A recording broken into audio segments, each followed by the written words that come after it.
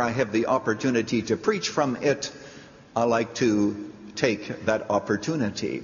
Ephesians chapter 2, and the text opens by telling us how bad off we are apart from Christ.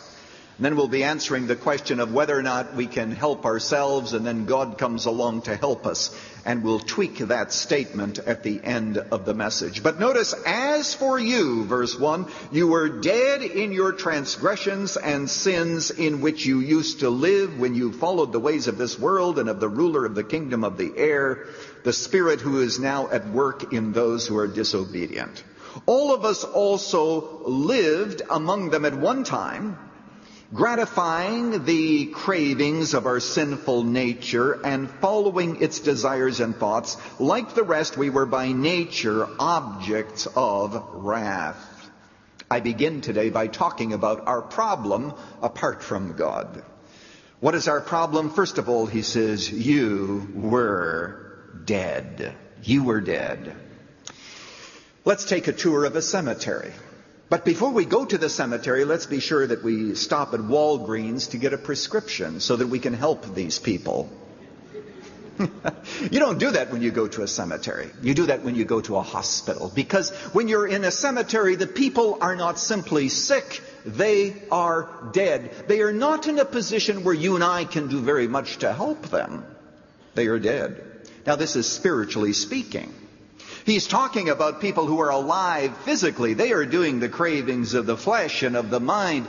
They are doing all kinds of things. They are reading books. They are going to work. They are driving cars. They are going to operas. They are enjoying life. They are doing all the things. Some of them are listening to this sermon, which is proof that it's possible for the dead to be able to hear some things and to be able to interact. But spiritually speaking, they are cut off from God, and they are dead, incapable of resurrecting themselves.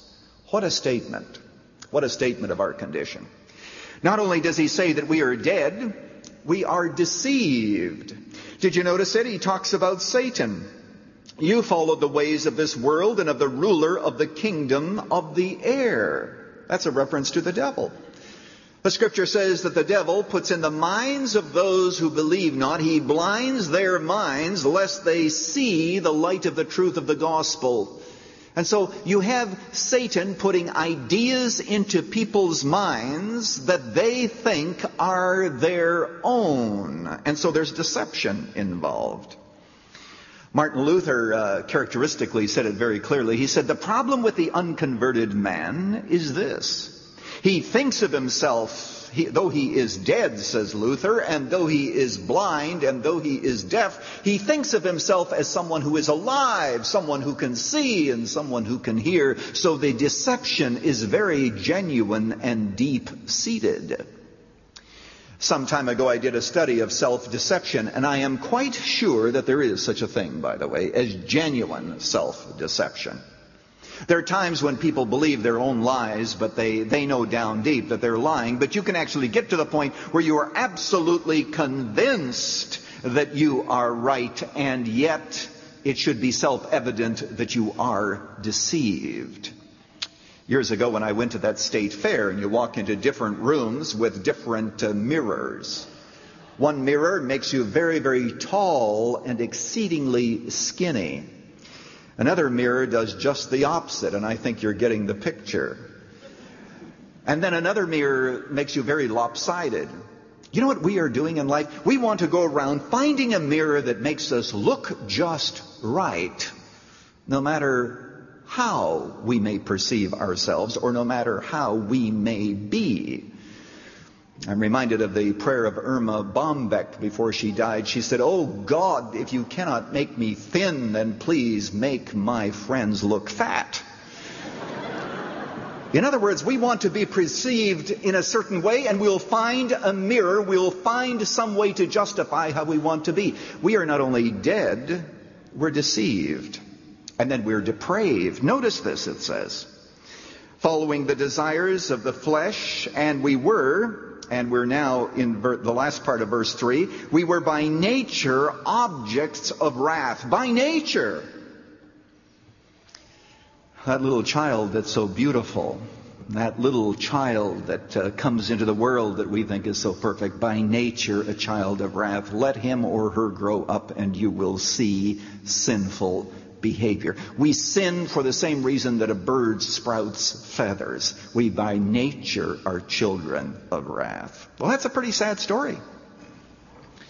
You can't go around telling people now, you should be able to help yourself and then God will help you. How do dead people help themselves? They are helpless. This is a parenthesis now, a commentary on contemporary culture. But you see, unless we agree with what the problem is in our hearts, we will never agree on the solution. Today you have some people who say, well, the real problem is environment. What we need to do is to change people's environment because the environment is the problem. Some people say the real problem is not sin, it is knowledge. What we have to do is to teach people the right things and then they will do the right things. The Bible would say that the problem is much deeper. It is a problem of the human heart that only God can solve. Once you understand the problem, you know that we need God to solve it. Dr. Erwin Lutzer with part 1 of The Lie That God Helps Those Who Help Themselves. The last of 10 lies about God and why you might already be deceived. Tomorrow, more on a deadly misconception. Running to Win comes to you from Chicago's Moody Church. 10 Lies About God can be yours as a series on CD, cassette, or MP3. For full information, call toll-free 1-800-215-5001. Don't forget, this broadcast is supported by listeners like you. This is Dave McAllister. Join us tomorrow for our next Running to Win.